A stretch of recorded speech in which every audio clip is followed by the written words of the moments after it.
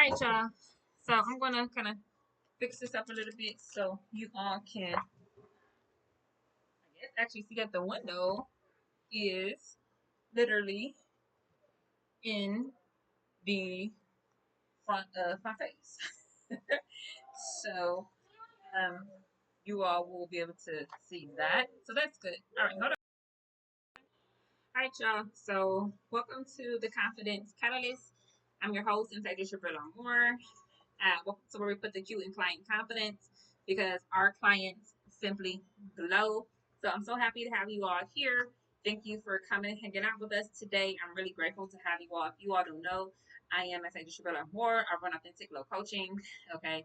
Um, this is where we have our glow ticket topics, the conversations that truly matter. So always feel free to leave a comment about anything that is concerning to you. And what that is, please don't hesitate to reach out to myself so that I can follow up accordingly. This is season 3, episode 3, Find a Good Manager and Find a Good Life. So like, follow, and subscribe. And this edition spin, we're going to do lemonade and gap. Okay, so grab your lemonade and grab you a pen, your phone, your notes app, and a notebook or notepad or something like that if you will to take some notes. It's only going to be a very short vlog, maybe 8 to 15 minutes max.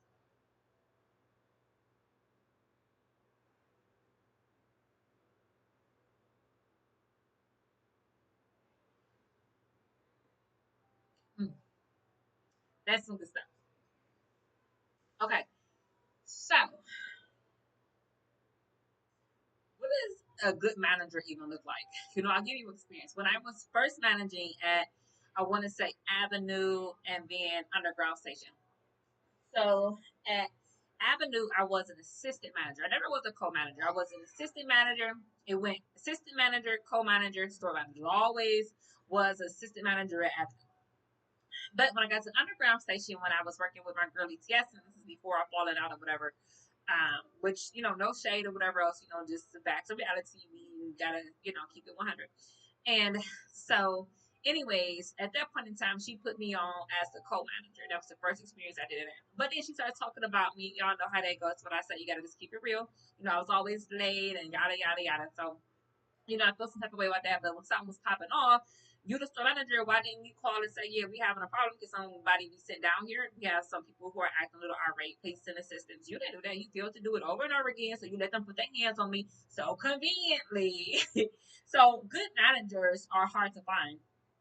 I've had a really good manager and I really had a good life there.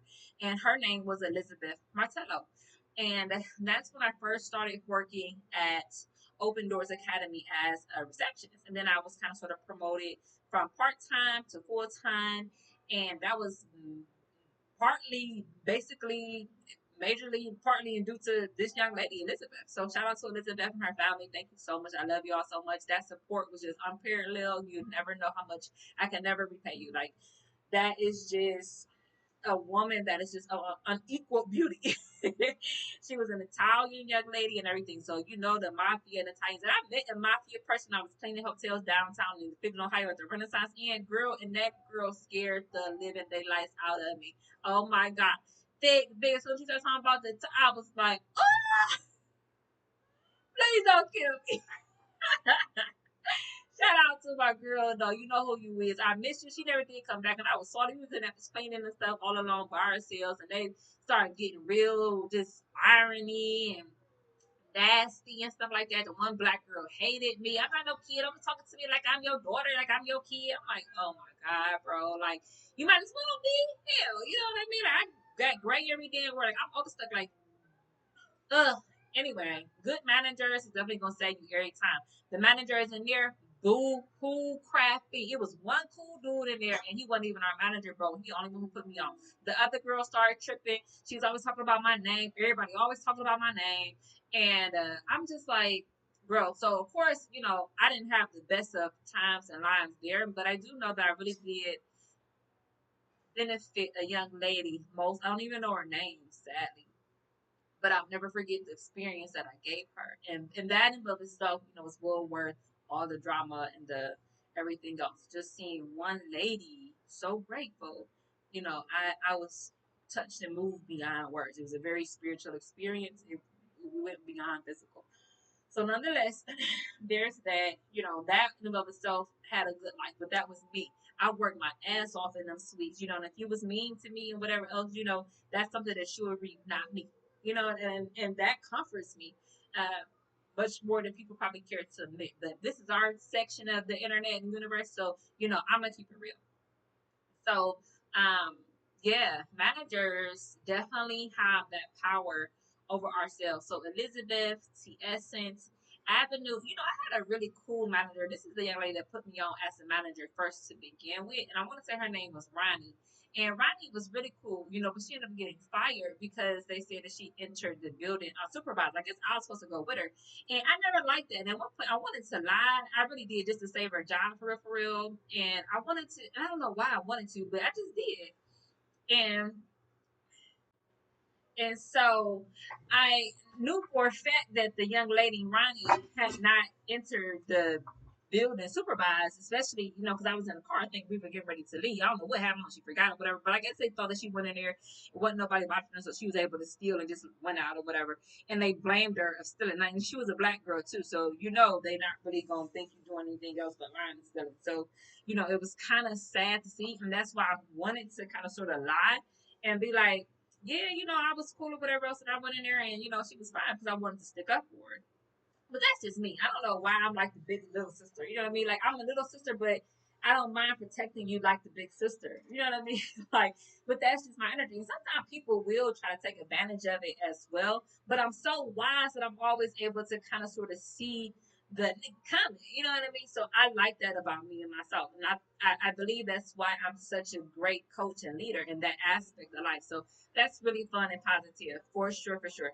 Again, so as I say that to say that, and they're like, well, yeah. And so, anyways, when I was really trying to like figure out things, when I was like, you know what, damn, if you an owner, you mean tell me I can't go in my own damn establishment, ready to go and get whatever I need. Like, that's one of the only things that I really admire about ownership. And I really knew, bro, like for real, without all this red tape, she really didn't do anything wrong, and she really did nothing wrong. You know what I mean? So in a sense, she was fired for nothing. And I saw her again. I've always seen her. I see her out here in the streets all the time. Truth be told. And she still is the same sweet person. So I really just I never looked at Avenue the same again. She a cop now though. She a police. She worked down here at the justice and I seen her ass in there. I was facing some kind of court case or something. And she was cool. She was sweet. That's one of my managers who was really cool too.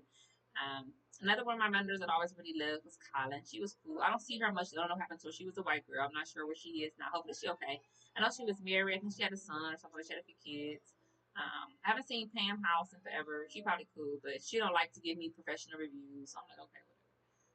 I don't really need one anyway from you, to be told. You know what I mean? Y'all went out of business, whatever else. So that's a bad sign of itself. That was happening way before me. You trying to tell me I ain't no professional. You know what I mean? So there's that. So I don't really sweat about that. Um, I had a manager recently, one from Target and another one from Kohl's, and it was a lady, and I don't know if she was a manager or whatever her role was, but I really didn't care for her either. You know what I mean? In the time that I had there, I was so focused on paying my bills that it wasn't really about necessarily having a good life there. It was more so just about, how can I go ahead on and get some of this stuff done and knocked out. And that's how I kind of sort of had to look at that in that particular moment. And then the other spot in Target, but I will say there was this one girl who wanted to make my life a living hell. And I don't know what her problem was. I guess it was because she wasn't getting no dick or something that she wasn't getting it down on the daily or something like that or whatever. And so she just took it out on me, on whoever else that she thought that she could that was there at that particular point in time, which as a female, y'all know I don't respect but so much out of women. Like, I just am an extreme particular person, okay?